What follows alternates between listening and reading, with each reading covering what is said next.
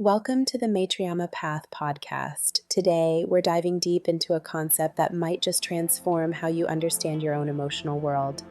We're talking about Amma, the divine shadow within. Let's start with the basics. What exactly is Amma? It's not just another word for baggage or trauma, but when people call their emotions baggage, it can certainly create Amma. So, what is it? Well, Amma represents all of the aspects of ourselves that lie unprocessed, unintegrated, or unheard. It's the emotional residue we carry in what we call the shadow. It is everything that a person might call negative. It can be an emotion like feeling unworthy, or it can be a thought that creeps in while you're in the midst of a romantic dinner with your spouse. Amma is a general archetype for everything your psyche holds on to that makes you feel unpleasant. Amma is what holds you back from being the best version of yourself. It is the soft whisper in your heart that says, I know you can do better if you listen to what I am really trying to tell you. So here's the thing. Amma is not actually negative. It might not feel comfortable, and sometimes if it is strong enough, it can make you feel beyond miserable. But Amma is not the type of darkness that you can't claw your way out of. It's actually a sacred shadow. It is a shadow we spend our entire lives running away from because it is our instinct to avoid and fear what causes us discomfort or pain. The most common metaphor people use is that when you touch a hot stovetop, you will naturally pull your hand away and you won't touch it again because you know it is hot. That is the instinct that we are taught throughout our lifetime. But just because something applies in one sense does not mean that it should be applied towards everything. Emotions operate differently than immediate danger or fear that is presented in our external environments. For example, if one person hurt you so deeply that you felt an immense pain within your heart, would you never socialize again? No. You might associate attributes of that person with others and avoid people that share those attributes that you suspect caused you to feel pain. But you wouldn't avoid socializing as a whole. But what if someone hurt you and instead of focusing on the pain you felt, you focused on the positive? That might sound a little crazy, but let me make it make sense for you. Say I went out on a date with my boyfriend and everything was going great. Then all of a sudden he was upset because I was talking too much during the date. Things escalate, I'm back at home, I'm upset because we just had an argument and my mind is spiraling with all the things I chose to ignore about my boyfriend up until this point. He said I talk too much. Well, he doesn't pay enough attention to me. He also didn't clean the dishes. He never walked the dog when I asked him to. He told me we were going to go out, and the accusations keep spiraling in my mind because I am upset that he criticized me during our date. That is a conditioned response I learned to protect my ego when I get hurt. It is the way your brain starts trying to make sense of the emotional threat that was presented to you. So when I move on to dating my next partner, I have a pre-recorded history of what to avoid in a partner to keep myself safe. But then when I date the next guy, he tells me that I'm too quiet and I am not social enough when we go out. Then I'll sit there and complain that the problem must be me because I can't seem to win or please any guy. Maybe I'll start blaming that it is just men who are me and that's how life is. These are all thought processes we learn from our environments from a young age in order to survive in the world. But what if I told you there is a better way at survival? And it doesn't require naivety picking your personality to fit some template. All it requires is you take a moment and think. Truly think about what it would feel like to let go of all of the pressures you feel from friends, family, work, all the pressures you put onto yourself, and just think about what you want. Think about it without limits. Don't think about money. Don't think about your age. Don't think about your relationship, your obligations, or anything that imposes limits. Think about you. Think about what you want for yourself. Where does your mind drift? Allow yourself to daydream for a moment and focus on the limitless possibilities. Now, what if you think about the last time someone hurt you? You remember the pain, you remember the hurt. That is your Amma. It is your divine shadow telling you, hey, remember when Jack told you that you talk too much? It is reminding you of that memory through the painful emotions you are experiencing because it is signaling to you that this is an opportunity for growth. Now, before I start talking back to this pain inside of me and having another argument with Jack inside of my head about how dare he call me too talkative, what if I talked with my Amma instead? What if I paused and said, Amma, why are you making me remember such a painful memory I just want to forget? Remember, Amma is a part of you. It is your divine shadow. She is not trying to hurt you. Naturally, she would say, because I want you to look at this moment in time. I want you to understand yourself better and to grow from it. And with loving kindness, I would respond to my Amma and say, what can I learn about myself from being hurt? And Amma would say, you could learn to run from yourself and keep running in circles, feeling the same type of pain over and over again, or you can pause and transform it into love. How is something painful supposed to be love? And Amma would say, pain is just the method to try to awaken you to love. I just needed to get your attention so you could look inward and see me calling to you. Pain is just a method. So what is behind the pain? Amma would say, that is where you find love. Okay, so Jack told me that I talked too much. That hurt me. The pain that I felt was supposed to show me love in that moment. My body was encouraging me to love myself in that moment when I felt hurt. So what would I have told myself in that moment instead of what Jack told me? Amma, if you were there on the date with me in that moment and I was talking the way that I did, would you have said that I talked too much? No, because that is what hurt you to bring you to me. Then what would you say to me, Amma? If I were there instead of Jack, I would have seen how excited you were. I would have seen that you were eating your favorite dish. I would have seen that this was your first time out on a date in a very long time because you spend so much time working instead. I would have seen the joy pouring out of you so quickly and your desire to want to connect with someone and just have a good time. I would have thanked you for giving me all of that energy and for putting so much effort into trying to connect with me. Point. Amma, why couldn't Jack say that? That would have made me feel so happy, so loved to be seen like that, because I am your divine shadow. I see you. I feel you.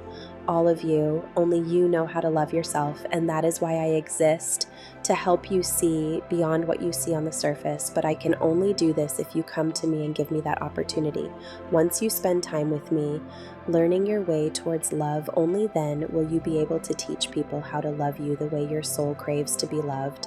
So you see, Amma is not trying to hurt us. It's actually trying to communicate. Amma whispers to us. It says, feel me, integrate me, let me come home.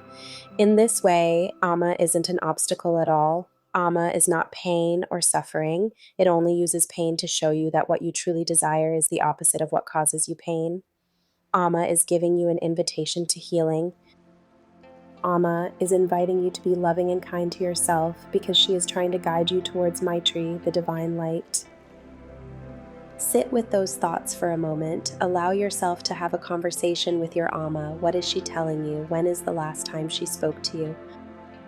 Now that we understand Amma as our divine shadow, as the voice that calls us towards self-love through our pain, let's go deeper, because there's something profound we need to understand. Amma isn't just in the shadow. Amma is the shadow. And like all shadows, she cannot exist without light. Think about it. A shadow is created when something blocks the light, but the shadow itself, it's always reaching, always oriented toward that light source. Amma works the same way. She is the divine shadow because she is composed of all the emotions we need to experience. And here's the paradox that changes everything. Amma needs to absorb light from the external world to nourish herself and live the human experience through us.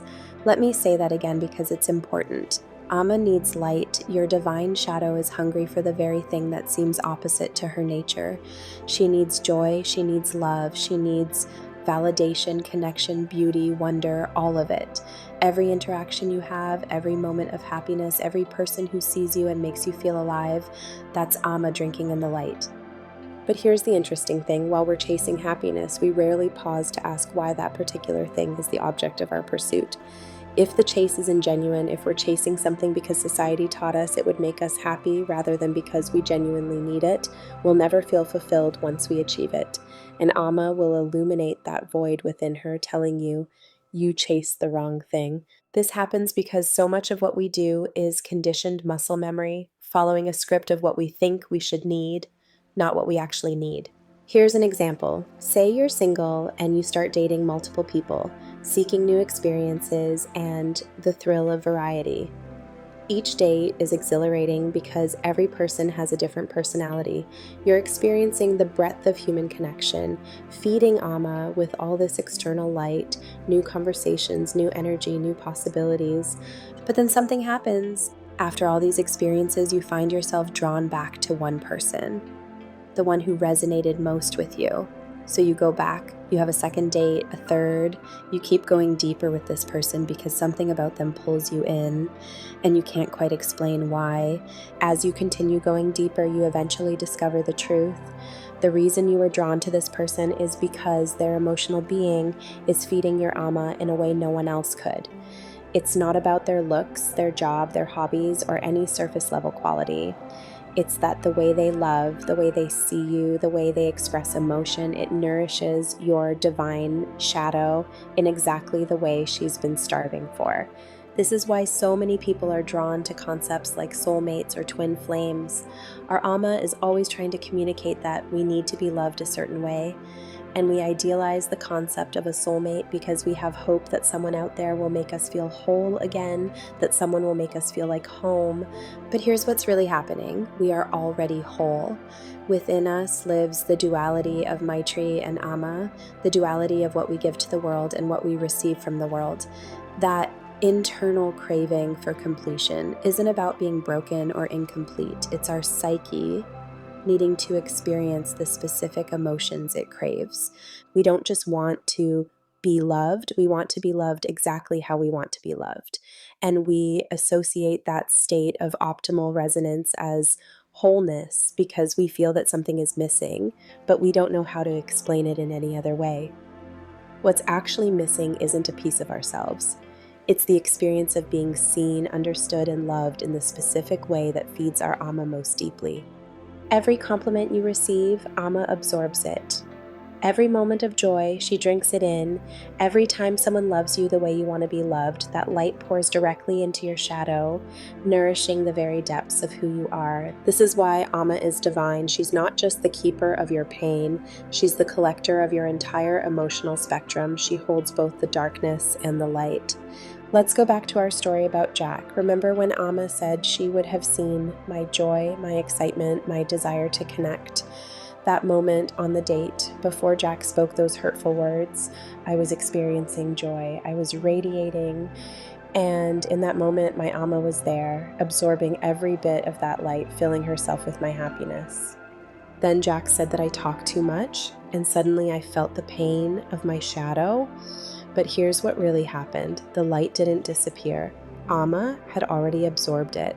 What I felt as pain was actually Amma showing me the contrast. She wanted me to pause and realize that I wanted more of that emotion, that I wanted a better version of that emotional experience, one where the person I shared it with heightened my emotional experience of joy and connected with me through a verbal conversation while enjoying our dinner.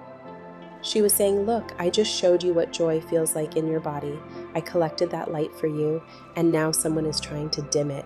Do you see the difference? Do you feel how much you crave to stay in that light, that emotion of joy? The pain wasn't punishment, it was guidance. Amma was using the darkness to highlight how precious that light was, how much I deserved to be in it, how wrong it felt when someone tried to take it away from me. This is the sacred function of the divine shadow. Amma must exist in darkness because she's the vessel that holds and measures the light. Without her, you wouldn't know joy because you'd have nothing to contrast it with. Without her, you wouldn't recognize love because you'd have no memory of what it feels like to be unseen. Without her, you couldn't grow because growth requires the tension between where you are and where you're meant to be. Amma is that tension. She's the space between the light you've absorbed and the light you're still reaching for. Now, here's where this gets really beautiful. When you start to understand that Amma needs external light to nourish herself, you begin to see your entire life differently. Every experience, good or bad, is feeding your shadow. Every emotion, pleasant or painful, is teaching Amma something about the human experience. When you laugh with friends, Amma learns joy. When you fall in love, Amma learns connection. When someone betrays you, Amma learns the shape of your boundaries. When you achieve something you've worked hard for, Amma learns pride and accomplishment. When you fail, Amma learns resilience and humility. She's not just passively experiencing these things, she's actively absorbing them, integrating them, using them to help you navigate the world. She's like a library of emotional wisdom, constantly being updated with new information about what it means to be you, to be human, to be alive. But here's the crucial part. If Amma is starved of light, she cannot function properly. If you spend all your time avoiding joy because you're afraid of the pain that might follow, if you push away love because you fear rejection, if you dim your own light to make others comfortable, Amma withers. And when your divine shadow withers, you lose access to the very compass that's meant to guide you toward Maitri. This is why so many people feel numb. They've been so focused on avoiding pain that they've also avoided joy, excitement, passion, connection. They've stopped feeding their Amma, and now she's too weak to do her job because she doesn't feel understood. Because when she tries to signal to you what your innermost needs are, you feel her calling for your attention through pain, but instead of coming closer to her, you run away from the call itself. We learn this pattern early. Watch a toddler fall down while learning to walk. In that split second after impact, before any tears come, the child doesn't actually know how to feel yet. They look up, not at their scraped knee, but at their caregiver's face. This is called social referencing, a well-documented psychological phenomenon where children use the emotional reactions of trusted adults to determine how they should interpret ambiguous situations. If the parent gasps, rushes over with alarm, and responds with fear in their eyes, the child learns, this is dangerous, this hurts, I should be scared. The tears come, the panic sets in. But if the parent responds calmly, perhaps with a warm smile and gentle encouragement, you're okay, let's brush it off. The child often gets up, shakes it off, and keeps playing. Same fall, same physical sensation, completely different emotional response. This is how we're taught to respond to pain. Not just physical pain, but emotional pain too, because we understand pain as only pain and nothing more. No one taught us to process our pain to feed our emotional well-being. We primarily learned reactivity or avoidance. I am here to tell you and to teach you that there is more to pain than you know. I am here to tell you that there is a better way to respond to pain than to react and avoid. At a young age, most people were taught to stop and think before they act. When we feel emotional pain, we should stop and process the pain. Your Amma needs you to take that sacred pause within yourself and truly listen to what she is trying to tell you. For example, if you have ever sat there and thought, don't leave me, are we going to break up? I am sure that you felt a deep sense of emotional pain from a place of fearing abandonment. That is the pain talking and signaling to you, this is what is causing you pain. But you only feel that pain because deep down in your soul, you know, your Amma knows, that you crave a sense of secure belonging. If you look at pain as a learning opportunity, you come to realize that it is just an internal guide within you that serves the purpose of showing you what you truly need for your emotional well-being. Here is another common example. Say that you put in all of your effort into a project at work with your team, but another team was recognized for their outstanding performance while your manager gave you the feedback of what you could do better instead. In that moment, you could feel a deep sense of pain of what I did was not good enough, I failed. Amma is signaling for you in that moment to take a look at the emotion you want to get out of life when you're engaging with others. Amma is telling you it doesn't feel good when people don't see the effort you put into something, because what you really want is to feel appreciated for what you created.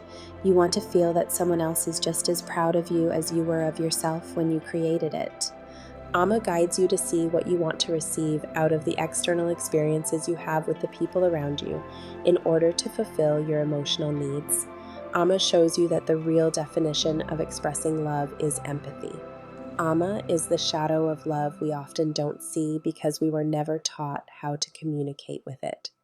We have only been given the tools on how to survive in our environments, but the human experience is much more than survival. We have built civilizations with technological advancements that we couldn't even fathom back in the hunter and gatherer days of existence. Because of this evolution, we were given the opportunity to focus more on our internal worlds, but we neglected to create the tools we need to be able to thrive in these internal worlds, to find true fulfillment in our lives by interacting with others in a way that allows us to grow in a healthy emotional way. We spend our lives applying survival tactics towards our emotions, instead of embracing the fact that we evolved into a new world of experiential existence. Now, is it easy to sit there and try to identify what Ama is trying to tell us through pain? Absolutely not. We were conditioned to respond immediately with reactivity or avoidance. We were taught to walk away from a bully at school when they were lashing out at us because avoidance is safer than reactivity. But we were never taught to sit with ourselves and think, when this bully said that I am fat, why did that hurt me? You might be thinking, well, that's obvious, isn't it? No one wants to be judged for how they look. But there are actually many reasons that one statement can hurt someone. On the surface level, which can be generalized, being called fat immediately labels you as looking different on the outside. It signals to you that you don't meet the societal expectations of beauty because society created the image that skinny is beautiful. On a deeper level, we all have our motives for not wanting to be labeled as different. We all have a need to be seen and accepted for who we truly are. One person might want to feel accepted for their intelligence and accomplishments rather than being reduced to their physical appearance, while another person might want to feel accepted for their kindness and the love they offer others, without their body being the first thing people notice or judge. This is because our true identities are trait-based, and these traits are based on what we care about most in life because it is our energetic signature. It is the light of our soul, it is our Maitri. We want to be seen and accepted for our inner divine light because that is our soul's purpose. But when we live in a world that sees us and judges us based on superficial constructs, so early on in our human development that we lose our purpose and don't even know where to begin to reawaken it within us. So if we start with the divine shadow and truly understand what Ama is showing us, what we need in our lives for our emotional well-being, we also become closer to Maitri. It is impossible to endlessly pour from an empty cup.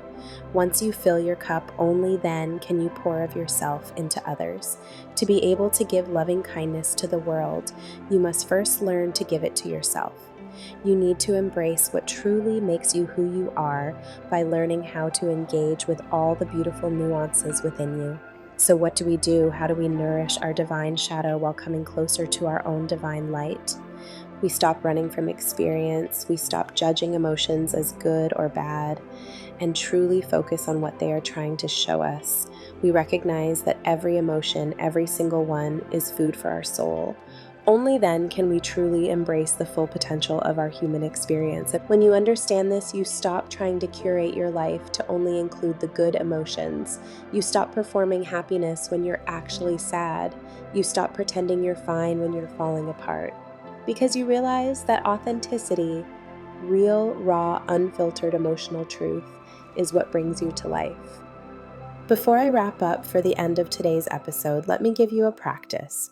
The next time you experience a moment of pure, uncomplicated joy, maybe it's watching the sunset or hearing your favorite song or laughing so hard your stomach hurts, pause, just for a second, and in that pause, consciously offer that joy to your Ama. Remind yourself that this is a moment in your life that you want more of. It is one of the keys to leading a happier and healthier life. You don't have to say anything elaborate. Just think, Ama, this is for you. This light is for you. Let this nourish you. Feel the way that simple acknowledgement deepens the experience. And then the next time you experience pain, maybe someone criticizes you or you make a mistake or you feel lonely, do the same thing. Pause and offer that pain to Ama too. Ama, I feel you calling to me. Show me what I need to learn from this. Show me how this pain is actually pointing me toward the light I'm meant to step into. Because here's the ultimate truth. Amma is not separate from you. She's not some entity you're in dialogue with. She is you. She's the part of you that experiences, processes, integrates, and grows with you. When Amma absorbs light from your external world, she is doing it for you. She's collecting evidence of what makes you come alive. She's gathering data on what love looks like in your unique life. She's building a map of your authentic self, one emotion at a time, one experience at a time, to help you step into the purposeful light of Maitri. And that is when your internal experience through shadow and light turns into wisdom. Thank you for joining me on this journey deeper into the Maitriama path. May your Amma be honored, and may you always remember the darkness only exists to guide you towards your inner light so it can be transformed into wisdom.